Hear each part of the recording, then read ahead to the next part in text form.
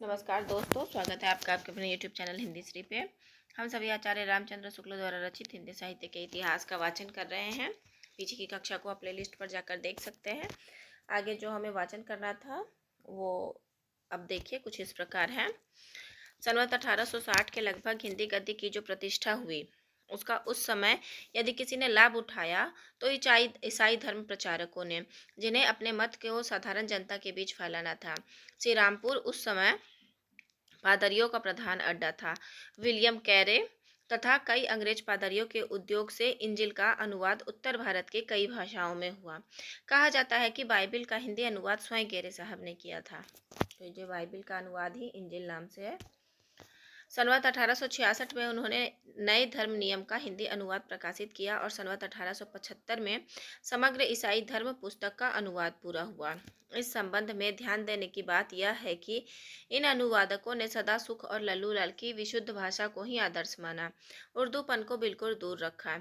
इससे यह सूचित होता है कि अरबी फारसी मिली भाषा से साधारण जनता का लगाव नहीं था, जिसके बीच मत का प्रचार करना था। जिस भाषा में साधारण हिंदू जनता अपने कथा पुराण कहती सुनती आती थी, उसी भाषा का अवलंबन ईसाई उपदेशकों को आवश्यक दिखाई पड़ा। जिस संस्कृत मिश्रित भाषा का विरोध करना कुछ लोग एक फैशन समझते हैं, उससे साधारण जन समुदाय उर्दू की अपेक्षा कहीं अधिक परिचित रहा है और है। जिन अंग्रेजों को उत्तर भारत में रहकर केवल मुंशियों और खानसामों की ही बोली सुनने को अवसर मिलता, वे अब भी उर्दू या हिंदुस्तानी को यदि जन साधारण की भाषा समझा करे तो कोई आश्चर्य नहीं है। पर उन पुराने पादरियों ने जिस शिष्ट भाषा में जन साधारण को धर्म और ज्ञान आदि के उपदेश सुनते सुनाते पाया, उसी को ग्रहण किया। ईसाइयों ने अपनी धर्म पुस्तक के अनुवाद की भाषा में फारसी और अरबी के शब्द जहाँ तक हो सका है नहीं लिए हैं और ठेठ ग्रामीण शब्द तक बेधड़ाक रखे गए हैं। उनकी भाषा सदासुख और लल्लू लाल के ही नमूने पर चली है। उसमें जो कुछ विलक्षणता सी दिखाई पड़ी है, विलक्षणता विलक्षणता अलग होगा, सी अलग होगा, विलक्षणता सी दिखाई पड़ती है, वह मूल विदेशी भाषा के वाक्य रचना और शैली के कारण। प्रेम सागर के समान कई ईसाई धर्म पुस्तक में भी करने वाले के स्थान पर करनहारे तक के स्थान पर लौ, कमरबंद के स्थान पर पटुका प्रयुक्त हुए हैं, पर लल्लू लाल के इतना ब्रज भाषापन नहीं आने पाया है। आय जाय का व्यवहार ना होकर आके जाके व्यवहारित हुए हैं। सारांश यह है कि ईसाई मत प्रचारकों ने विशुद्ध हिंदू का व्यवहार किया। एक नमूना नीचे दिया जाता है। तब यीशु योहन के बपतिस्मा लेने की उस पाल सासील के यर्दन के तीर पार आया, परंतु योहन यह कहकर बस उसे बरजने लगा कि मुझे आपके हाथ से बपतिस्मा लेना अवश्य है और क्या आप मेरे पास आते हैं। यीशु ने उसको उत्तर दिया कि अब ऐसा होने दे, क्योंकि इसी रीति से सब धर्म को पूरा करना चाहिए। यीशु बपतिस्मा लेके तुरंत जल के ऊपर आया और देखो उसके लिए स्वर्ग खुल गया और उसने ईश्वर के आत्मा को कपोत के नाई उतरते और अपने ऊपर आते देखा। देखो यह आकाशवाणी हुई कि मेरा प्रिय पुत्र है जिससे मैं अति प्रसन्न हूँ। इसके आगे ईसाइयों की पुस्तकें और पंपलेट बराबर निकलते रहे। उक्त श्रीरामपुर प्रेस से संवत 1893 में दाऊद की गीतें नाम की पुस्तक छपी, जिसकी भाषा में कुछ फारसी अरबी के बहुत चलते शब्द भी रखे मिलते हैं। पर इसके पीछे अनेक नगरों से बालकों की शिक्षा के लिए ईसाइयों के छोटे मोटे स्कूल खुलने लगे और शिक्षा संबंधी पुस्तकें भी निकलने लगी। इन पुस्तकों की हिंदी भी वैसी ही सरल और विशुद्ध होती थी जैसी बाइबिल के अनुवाद की थी। आगरा, मिर्जापुर, मुंगेर आदि जिले उस समय ईसाइयों के प्रचार के मुख्य केंद्र थे। अंग्रेजी की शिक्षा के लिए कई स्थानों पर स्कूल और कॉलेज खुल चुके थे, जिनमें अंग्रेजी के साथ हिंदी उर्दू की पढ़ाई भी कुछ चलती थी। अतः शिक्षा संबंधी पुस्तकों की मांग संवत 1900 के पहले ही पैदा हो गई थी। शिक्षा संबंधी पुस्तकों के प्रकाशन के लिए संवत 1890 के लगभग आगरा के पादरियों की एक स्कूल बुक सोसाइटी स्थापित हुई थी, जिसमें संवत 1894 में इंग्लैंड के एक इतिहास का और संवत 1896 में मार्समैन साहब के प्राचीन इतिहास का अनुवाद कथासार के नाम से प्रकाशित किया। कथासार के लेखक या अनुवादक पंडित रतन लाल थे। क्या थे कथासार के लेखक या अनुवादक? पंडित रतन लाल। तो कथासार रतन लाल। इसके संपादक पादरी मूर साहब शरण वर्डमथ ने अपने छोटे से अंग्रेजी वक्तव्य में लिखा था कि यदि सर्वसाधारण से इस पुस्तक को प्रोत्साहन मिला तो इसका दूसरा भाग वर्तमान इतिहास भी प्रकाशित किया जाएगा। भाषा इस पुस्तक की विशुद्ध और पंडिताऊ है।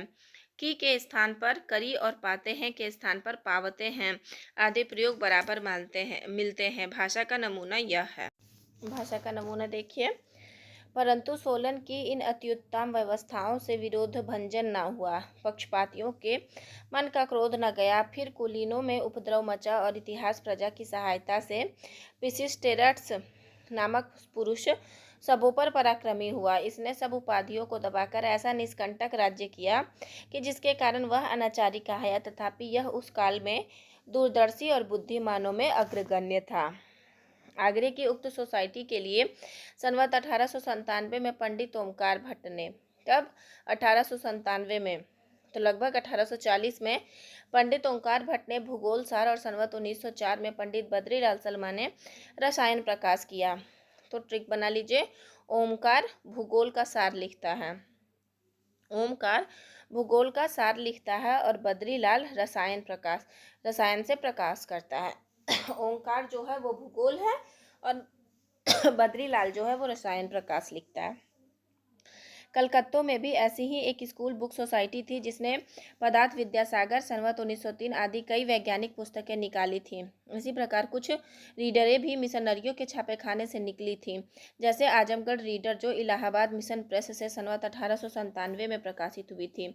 बल्वे के कुछ पहले ही मिर्जापुर में ईसाइयों का एक आरफेन प्रेस खुला था। पुनः देखिए, मिर्जापुर में ईसाइयों का एक आरफेन प्रेस खुला था जिससे शिक्षा संबंधी कई पुस्तकें शेरिंग साहब के संपादन में निकली थीं, जैसे भूचरित्र दर्पण, भूलोक विद्या, मनोरंजक वृत्तांत। याद रखिएगा, ये सारे जो हैं वो आरफेन प्रेस से संपादित होकर आई थीं। जंतु प्रबंध, विद्यासार, विद्वान संग्रह, ये पुस्तकें संवत 1912 से 1919 के बीच की हैं। तब से मिशन सोसाइटियों के द्वारा बराबर विशुद्ध हिंदी में पुस्तकें और पम्फलेट आदि छपते आ रहे हैं, जिनमें कुछ खंडन मंडन, उपदेश और भजन आदि रहा करते थे। आसी और जान के भजन देसी ईसाइयों में बहुत प्रचलित हुए और अब तक गाए जाते हैं। सारांश यह कि हिंदी गद्य के प्रसार में ईसाइयों को बहुत कुछ योग रहा है। शिक्षा संबंधी पुस्तकें तो पहले पहल उन्होंने तैयार की। इन बातों के लिए हिंदी प्रेमी उनके सदा कृतज्ञ रहेंगे। कहने की आवश्यकता नहीं कि ईसाइयों के प्रचार कार्य का प्रभाव हिंदुओं की जनसंख्या पर ही पड़ रहा था। अतः हिंदुओं के शिक्षित वर्ग के बीच स्वधर्म की रक्षा की आकुलता दिखाई पड़ने लगी। ईसाई उपदेशक हिंदू धर्म की स्थूल और बाहरी बातों को लेकर ही अपना खंडन मंडन चलाते आ रहे थे। यह देखकर बंगाल में राजा राम मोहन राय उपनिषद और वेदांत का ब्रह्म ज्ञान लेकर उसका प्रचार करने खड़े हुए। नूतन शिक्षा के प्रभाव से पढ़े लिखे लोगों में से बहुत के मन में मूर्ति पूजा, तीर्थाटन, जाति पाति, छुआछूत आदि के प्रति अश्रद्धा हो रही थी। अतः राम मोहन राय ने इन बातों को अलग करके शुद्ध ब्रह्मोपासना का प्रवर्तन करने के लिए ब्रह्म समाज की नींव डाली थी। राजा राम मोहन राय ने ब्रह्म समाज की नींव डाली थी। तो याद रखिएगा, राजा राम जो है वो ब्राह्मण थे। ट्रिक कर लीजिए, नींव डाली थी। संवत 1872 में उन्होंने वेदांत सूत्रों की भाष्य का हिंदी अनुवाद करके, किसका, वेदांत सूत्रों की भाष्य का हिंदी अनुवाद करके प्रकाशित कराया था।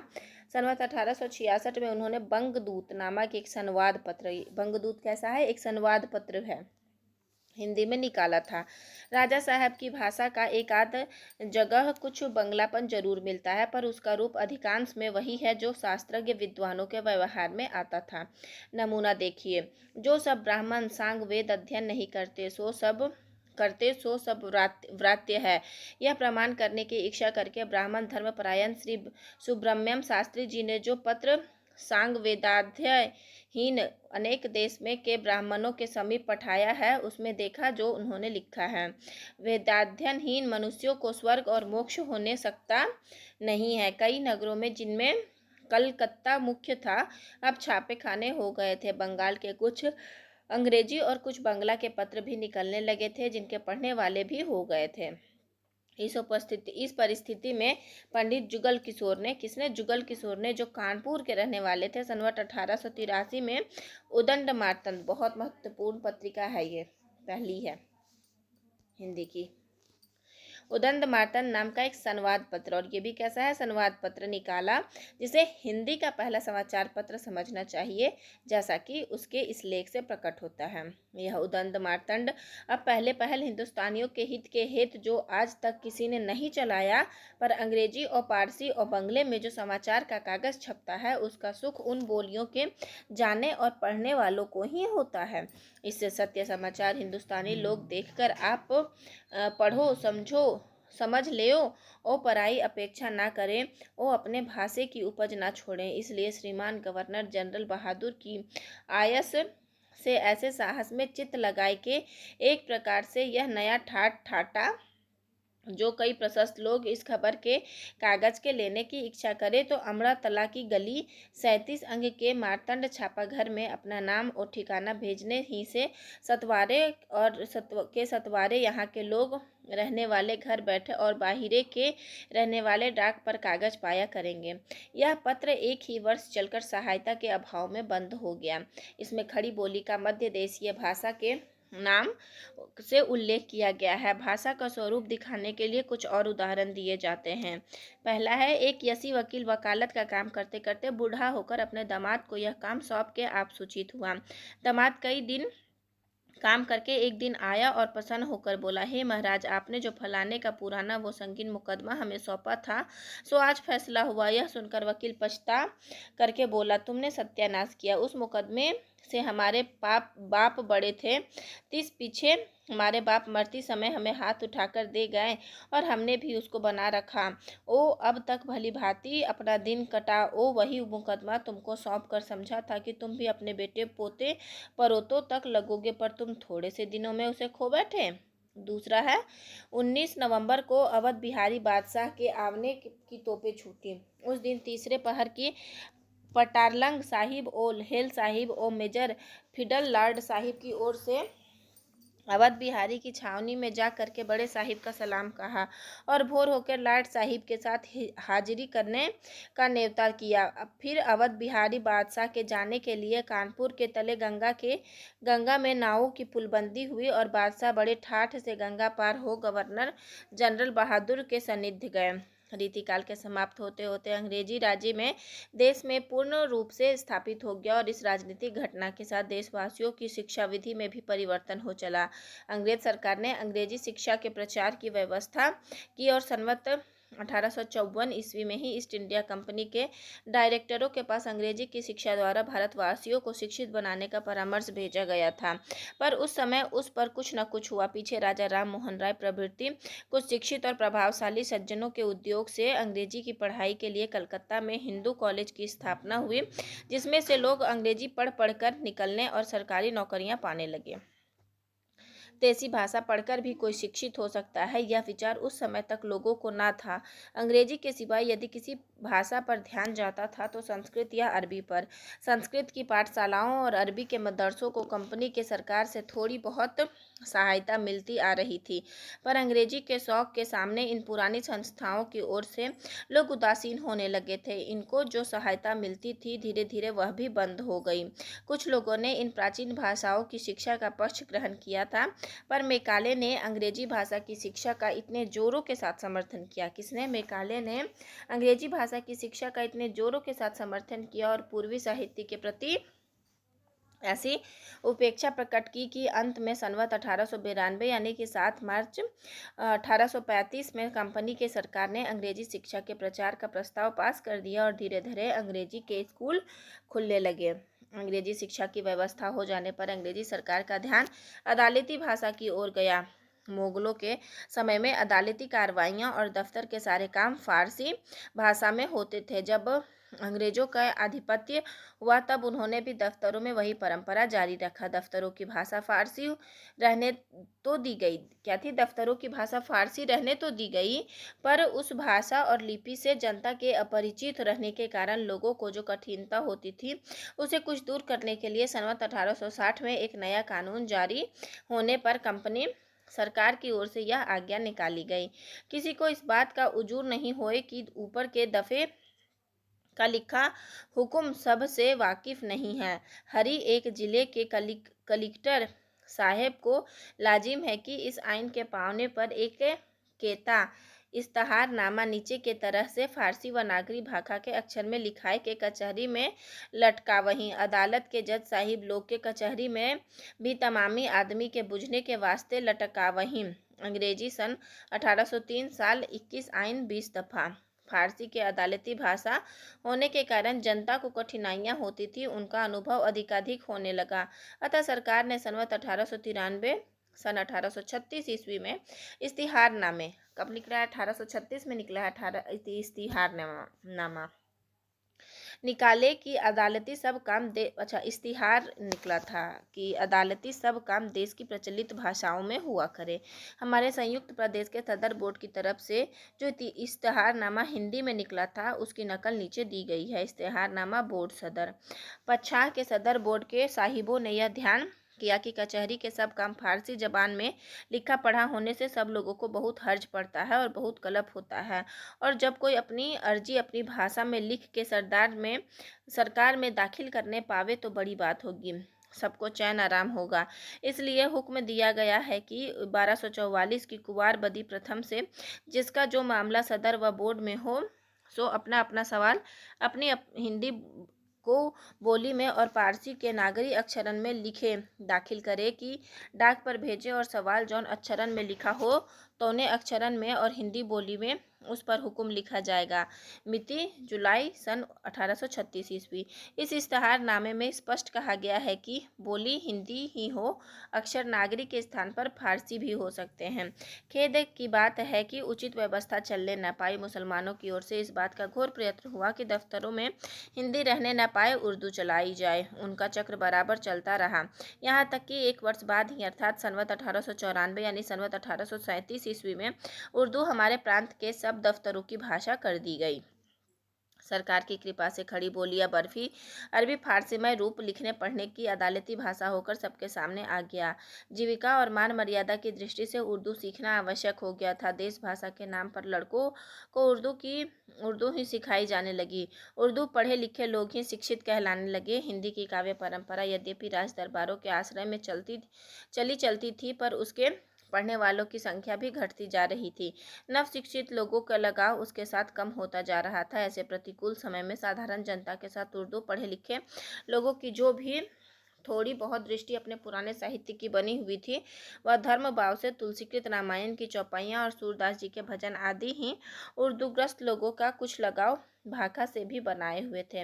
अन्यथा अपने परंपरागत साहित्य के नव शिक्षित लोगों का मन अधिकांश काल चक्र के प्रभाव से विमुख हो रहा था। श्रृंगार रस की भाषा, कविता का अनुशीलन भी गाने बजाने आदि के शौक की तरह इधर उधर बना हुआ था। इस स्थिति का वर्णन करते हुए स्वर्गीय बाबू बाल मुकुंद गुप्त लिखते हैं, जो लोग नागरी अक्षर सीखते थे फारसी अक्षर सीखने पर विवश हुए और हिंदी भाषा हिंदी न रहकर उर्दू बन गई। हिंदी उस भाषा का नाम रहा जो टूटी फूटी चाल पर देवनागरी अक्षरों में लिखी जाती थी। सनवत 1902 में यद्यपि राजा शिव प्रसाद शिक्षा विभाग में नहीं आए थे, पर विद्याव्यसनी होने के कारण अपनी भाषा हिंदी की ओर उनका ध्यान था। अतः इधर उधर दूसरी भाषाओं में समाचार पत्र निकलते देख उन्होंने उक्त सनवत में उद्योग करके काशी में बनारस अखबार निकाला था। किसने? राजा शिव प्रसाद जी ने बनारस अखबार निकाला था। तो याद रखिएगा, बनारस हम लोग शिव जी की पूजा करने के लिए जाएंगे, टिकट बना लीजिए। निकलवाया पर अखबार पढ़ने वाले पहले पहल नव शिक्षितों में मिल सकते थे, जिनके लिखने पढ़ने की भाषा उर्दू ही हो रही थी। अतः इस पत्र की भाषा भी उर्दू ही रखी गई, यद्यपि अक्षर देवनागरी के थे। यह पत्र बहुत ही घटिया कागज पर लीथों में छपता था। भाषा इसकी यद्यपि गहरी उर्दू थी, पर हिंदी की कुछ सूरत पैदा करने के लिए बीच में धर्मात्मा, परमेश्वर, दया ऐसे कुछ शब्द भी रख दिए जाते थे। इसमें राजा साहब की कभी कभी कुछ लिख दिया करते थे। इस पत्र की भाषा का अंदाजा नीचे उद्धृत अंश से लग सकता है। यहाँ जो नया पाठशाला कई साल से जनाब कप्तान कीर साहिब बहादुर के इहतिमाम और धर्मात्माओं के मदद से बनता है, उसका हाल कई दफ़ा जाहिर हो चुका है। देखकर लोग उस पाठशाले के किते के मकानों की खूबियाँ अक्सर बयान करते हैं और उनके बनने के खर्च की तजवीज़ करते हैं, जमा से ज़्यादा लगा होगा और हर तरह से लायक तारीफ के हैं, सो यह सब दानाई शाही ममदूह की है। इस भाषा को लोग हिंदी कैसे समझ सकते थे? अतः काशी से ही एक दूसरा पत्र सुधाकर मतलब पत्र का नाम सुधाकर है और बाबू तारा मोहन मित्र आदि कई सज्जनों के उद्योग से संवत 1907 में निकला था। कहते हैं कि काशी के प्रसिद्ध ज्योतिषी सुधाकर जी का नामकरण इसी पत्र के नाम पर हुआ है। जिस समय उनके चाचा के हाथ में डाकिये ने यह पत्र दिया था, ठीक उसी के समय भीतर से उनके पास सुधाकर जी के उत्पन्न होने की खबर पहुंची थी। इस पत्र की भाषा बहुत कुछ सुधरी हुई थी तथा ठीक हिंदी थी, पर यह पत्र कुछ दिन चला नहीं। इसी समय के लगभग अर्थात संवत 1909 में आगरे में मुंशी सदा सुख लाल के प्रबंध और संपादन में बुद्धि का प्रकाश, तो बुद्धि का जब प्रकाश होगा तो सदा सुख में रहेंगे, ठीक बना लीजिए, निकला तो कई वर्ष तक चलता रहा। बुद्धि प्रकाश की भाषा उस समय को देखते हुए बहुत अच्छी होती थी। नमूना देखिए कलकत्ते के समाचार। इस पश्चिमीय देश में बहुतों को प्रकट है कि बंगाली के रीति के अनुसार उस देश के लोग आसन्न मृत्यु रोगी को गंगा तट पर ले जाते हैं और यह तो नहीं करते कि उस रोगी के अच्छे होने के लिए उपाय करने में काम करे और उसे यत्न से रक्षा में रखे, वरन उसके विपरीत रोगी को जल के तट पर ले जाकर पानी में गोते देते हैं और हरि बोल कहकर उसका जीव लेते हैं। स्त्रियों की शिक्षा के विषय। स्त्रियों में संतोष और नम्रता और ये देखिए बता रहे कि बुद्धि प्रकाश में इस तरह के टॉपिक निकलते थे और ऐसी भाषा का प्रयोग होता था। स्त्रियों में संतोष और नम्रता और प्रीति यह सब गुण कर्ता ने उत्पन्न किए हैं और केवल विद्या की न्यूनता है जो यह भी हो तो स्त्रियां अपने सारे ऋण को से चूक सकती हैं और लड़कों की सिखाना पढ़ाना जैसा उनसे बन सकता है वैसा दूसरों से नहीं। यह काम उन्हीं का है कि शिक्षा के कारण बाल्यावस्था से में लड़कों को भूल चूक से बचावे और सरल विद्या उन्हें सिखाएं। इस प्रकार हम देखते हैं कि अदालती भाषा उर्दू बनाई जाने पर भी विक्रम की 20वीं शताब्दी के आरंभ के पहले से ही हिंदी खड़ी बोली गद्य की परंपरा हिंदी साहित्य के अच्छी तरह चल पड़ी। उसमें पुस्तकें छपने लगी, अखबार निकलने लगे, पत्र की भाषा ब्रज भाषा ही बनी रही। अब अंग्रेज सरकार का ध्यान देसी भाषाओं की शिक्षा की ओर गया और उसकी व्यवस्था की बात सोची जाने लगी।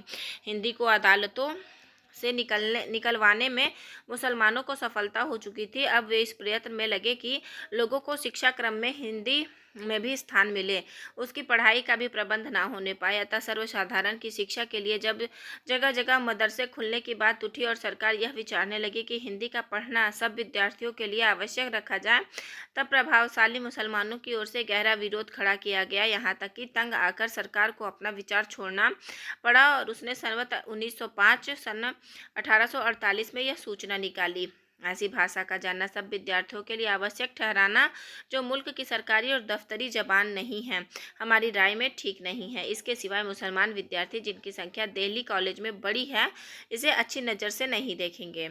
हिंदी के विरोध की यह चेष्टा बराबर बढ़ती गई। देखिए हिंदी का किस प्रकार विरोध हो रहा था कि भाई अगर अदालती भाषा नहीं है, सरकारी जबान नहीं है, वो तो उसे लोग बोले ही क्यों, सीखे ही क्यों, मतलब पूरी तरीके से बर्खास्त कर दिया जा रहा था। हिंदी के विरोध की यह चेष्टा बराबर बढ़ती गई। संवत 1911 के पीछे जब शिक्षा का पक्का प्रबंध होने लगा, तब यहाँ तक कोशिश की गई कि वर्नाकुलर स्कूलों में हिंदी की शिक्षा जारी ही ना होने पाए। विरोध के नेता थे सर सैयद अहमद साहब, जिनका अंग्रेजों देखिए विरोध करने वाले नेता में सबसे बड़ा नाम है सर सैयद अहमद साहब, जिनका अंग्रेजों के बीच बड़ा मान था। वे हिंदी को एक गंवारी बोली बताकर अंग्रेजों को उर्दू की ओर झुकाने की लगातार चेष्टा करते आ रहे थे। इस प्रांत में हिंदुओं में राजा शिव प्रसाद अंग्रेजों के उसी ढंग के कृपा पात्र थे जिस ढंग के सर सैयद अहमद का। देखिए राजा शिव प्रसाद भी मतलब क्या ही करते, अकेले ये थे, तो हालांकि इन्होंने हिंदी से प्रेम था लेकिन ये उसके लिए खड़े नहीं हो पाते थे उसके साथ के लिए। यहाँ देखिए इसी प्रांत में हिंदुओं में राजा शिव प्रसाद अंग्रेजों के उसी ढंग के कृपा पात्र थे जिस ढंग से सर सैयद अहमद। अतः हिंदी की रक्षा के लिए उन्हें खड़ा होना पड़ा और वे बराबर इस संबंध में यत्नशील रहे। इससे हिंदी उर्दू का झगड़ा 20 वर्ष तक भारत हिंदू के समय तक चलता रहा। तो यहाँ देखिए सर सैयद अहमद खां हिंदी को झुकाने, हिंदी को पीछे करने के ये में थे और राजा शिव प्रसाद उसे आगे बढ़ाने के क्रम में थे। गारसा दतासी एक फ्रांसीसी विद्वान थे जो पेरिस में हिंदुस्तानी या उर्दू के अध्यापक थे। ठीक है, पेरिस में हिंदुस्तानी और या उर्दू, यानी बाहर में उर्दू को हिंदुस्तानी कहा जाता था। उन्होंने सनवत 1896 में हिंदुस्तानी साहित्य का इतिहास लिखा था, जिसमें उर्दू के कवियों के साथ हिंदी के भी कुछ कवियों, कुछ यानी 72 कवि है, ये इतिहास में पढ़ा जाएगा आपका। इसमें 72 कवि हिंदी के थे। कवियों का उल्लेख था सनवत 1909 यानी 5 दिसंबर 1852 के अपने व्याख्यान में उन्होंने उर्दू और हिंदी दोनों भाषाओं के युगपत सत्ता इन शब्दों में स्वीकार की थी। यहाँ देखिए, गारसा दत्तासी ने दोनों भाषाओं की सत्ता को स्वीकारा था। उत्तर के मुसलमानों की भाषा यानी हिंदुस्तानी उर्दू पश्चिमोत्तर प्रदेश अब संयुक्त प्रांत की सरकारी भाषा नियत की गई है। यद्यपि हिंदी भी उर्दू के साथ साथ उसी तरह बनी हुई है जिस तरह वह फारसी के साथ भी। बात यह है कि मुसलमान बादशाह सदा से एक हिंदी सेक्रेटरी जो हिंदी नवीस कहलाता था और एक फारसी सेक्रेटरी जिसको फारसी नवीस कहते थे रखा करते थे, जिससे उनकी आज्ञाएं दोनों भाषाओं में लिखी जाए। इस प्रकार अंग्रेज सरकार पश्चिमोत्तर प्रदेश में हिंदू जनता के लिए प्रायः सरकारी कानूनों का नागरिक अक्षरों में हिंदी अनुवाद भी उर्दू कानूनी पुस्तकों के साथ देती है। तासी के व्याख्यानों से पता लगता है कि उर्दू की अदालती भाषा नियत हो जाने पर कुछ दिन तक सीधी भाषा और नागरिक अक्षरों में भी कानूनों और सरकारी आज्ञाओं के हिंदी अनुवाद छपते रहे। जान पड़ता है कि उर्दू के पक्षपातियों का जोर जब बढ़ा तब उनका छपना एकदम बंद हो गया। जैसा कि अभी कह आए हैं, राजा शिव प्रसाद और भारतेंदु के समय तक हिंदी उर्दू का झगड़ा चलता रहा। गारसा दतासी ने भी फ्रांस के बैठे बैठे इस झगड़े में योग दिया। ये अरबी फारसी के अभ्यासी या हिंदुस्तानी उर्दू के अध्यापक थे। उस समय के अधिकांश और यूरोपियनों के समान उनका भी मजहबी संस्कार प्रबल था। यहाँ जब हिंदी उर्दू का सवाल उठा तब सर सैयद अहमद, जो अंग्रेजों के मेल जोल रखने की विद्या में एक ही थे, हिंदी विरोध में और बल लाने के लिए मजहबी नुस्खा भी काम में लाए। अंग्रेजों को सुझाया गया कि हिंदी हिंदुओं की जबान है जो बुतपरस्त, और उर्दू मुसलमानों की जिनके साथ अंग्रेजों के मजहबी रिश्ता है, दोनों सामी या पैगंबरी मत के मानने वाले हैं। जिस गारसा दतासी ने सनवत 1909 के आसपास हिंदी और उर्दू दोनों का रहना आवश्यक समझा था और कभी कहा भी था, यद्यपि मैं महत्वपूर्ण कथन है गारसा दतासी की है, यद्यपि मैं खुद उर्दू का बड़ा पक्षपाती हूँ, लेकिन मेरे विचार में हिंदी को विभाषा या बोली कहना उचित नहीं है। ये गारसा दतासी का मत है। सर सैयद अहमद नहीं लिख दीजिएगा, क्योंकि ऊपर हम जान रहे हैं, ऊपर के आए हैं कि उन्होंने उर्दू को, सर सैयद अहमद ने उर्दू का पक्ष भारी रखा था और हिंदी का हल्का। वही गारसा दतासी आगे चलकर मजहबी कट्टरपन की प्रेरणा से सर सैयद अहमद की भरपेट तारीफ करके हिंदी के संबंध में फरमाते हैं, इस वक्त हिंदी की हैसियत भी एक बोली यानी डायलेक्ट की सी रह गई है जो हर गांव में अलग अलग ढंग से बोली जाती है। हिंदी उर्दू का झगड़ा उठने पर आपने मजहबी रिश्ते के ख्याल से उर्दू का पक्ष ग्रहण किया और कहा, हिंदी में हिंदू धर्म का आभास है, वह हिंदू धर्म जिसके मूल में बुत परस्ती और उसके अनुषांगिक विधान हैं। इसके विपरीत उर्दू में इस्लामी संस्कृति और आचार व्यवहार का संचय है। इस्लामी भी सामी मत है और एकेश्वरवाद उसका मूल सिद्धांत है। इसलिए इस्लामी तहजीब में ईसाई या मसीही तहजीब में की विशेषताएं पाई जाती है। सन 1927 के अपने व्याख्यान में गारसा दतासी ने साफ खोलकर कहा, मैं सैयद अहमद खां जैसे विख्यात मुसलमान विद्वान की तारीफ में और ज़्यादा नहीं कहना चाहता हूँ। उर्दू भाषा और मुसलमानों के साथ मेरा जो लगाव है वह कोई छिपी हुई बात नहीं है। मैं समझता हूँ कि मुसलमान लोग कुरान को तो आसमानी किताब मानते ही हैं, इंजील की शिक्षा को भी अस्वीकार नहीं करते, पर हिंदू लोग मूर्ति पूजक होने के कारण इंजील की शिक्षा नहीं मानते। परंपरा से चली आती हुई देश की भाषा का विरोध और उर्दू का समर्थन कैसे कैसे भावों की प्रेरणा से किया जाता रहा है, यह दिखाने के लिए इतना बहुत है। विरोध प्रबल होते हुए भी जैसे देश भर में प्रचलित अक्षरों और वर्णमाला को छोड़ना असंभव था, वैसे ही परंपरा के चले आते हुए हिंदी साहित्य को भी, अतः अदालती भाषा उर्दू होते हुए भी शिक्षा विधान में देश की असली भाषा हिंदी को भी स्थान देना ही पड़ा। काव्य साहित्य तो प्रचुर परिमाण में भरा पड़ा था, अतः जिस रूप में वह था उसी रूप में उसे लेना भी पड़ा। गद्य की भाषा को लेकर खींचतान आरंभ हुई। इसी खींचतान के समय में राजा लक्ष्मण सिंह और राजा शिव प्रसाद सिंह मैदान में आए और ये यहीं खत्म होता है। प्रकरण 2 हम अगली कक्षा में करेंगे, जो गद्य साहित्य का आविर्भाव है। तो धैर्य से बने रहने के लिए आपका बहुत बहुत धन्यवाद। आशा करती हूँ यह वीडियो आपको लाभान्वित करेगी और चैनल को सब्सक्राइब कर लीजिए। अगर आप टिप्पणी के माध्यम से मुझे सूचित भी कर सकते हैं। यह किताब जो है वो अपने अंतिम दौर पर है। आधुनिक काल गद्य 3 कक्षा हो चुकी है, कुछ ही दिनों में यह समाप्त हो जाएगी। पीछे आप आदिकाल, भक्तिकाल, रीतिकाल को देख सकते हैं और धैर्य से बने रहेंगे। ये पुस्तक शब्दशः एक एक लाइन का वाचन आपको उपलब्ध कराया जाएगा। इसके लिए किसी भी रुपए को खर्च करने की कोई आवश्यकता नहीं है। धैर्य बने रहे और वीडियो को लगातार सुनकर आत्मसात करते रहिए। धन्यवाद।